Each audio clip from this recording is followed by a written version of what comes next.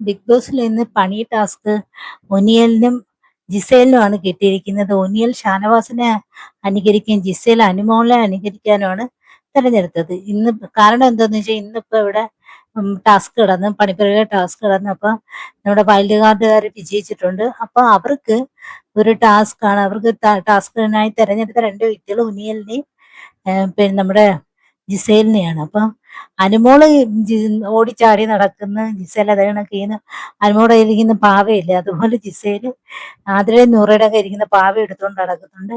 അപ്പൊ ഇതിനിടയിലും അഭിലാഷ് അനുമോളെ എടുത്ത് പൊക്കി കറക്കുന്നുണ്ട്. അപ്പൊ അനുമോൾ എന്തൊക്കെ പറയുന്നു അതൊക്കെ ജിസേലും പറയാൻ ശ്രമിക്കും.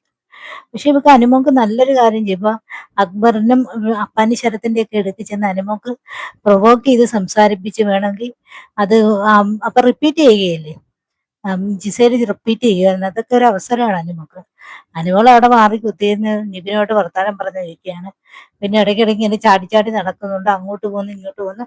അതിനൊപ്പം ജിസേലും കൂടെ നടക്കുന്നു. അതല്ല ടാസ്ക്. ഈ ടാസ്ക് നല്ലതുപോലെ വിനിയോഗിക്കാൻ പറ്റുന്ന ടാസ്ക്കാണ്. അനുമോൾക്ക് ആരോടെങ്കിലും ഇപ്പൊ ജിസേലിനെ കൊണ്ട് അക്ബറിനെ അവരുടെ ടീമിലുള്ള പലരും പറയിപ്പിക്കാൻ അനുമോളെ കൊണ്ട് പറ്റും. പക്ഷെ അനുമോൾ അത് ശ്രമിച്ച് നോക്കുന്നില്ല. അങ്ങനെ ശ്രമിച്ചതൊക്കെ നല്ലതായിരുന്നു. അത് അനുമോൾക്ക് ഒരു അവസരവും കൂടിയായിരുന്നു ഇത്.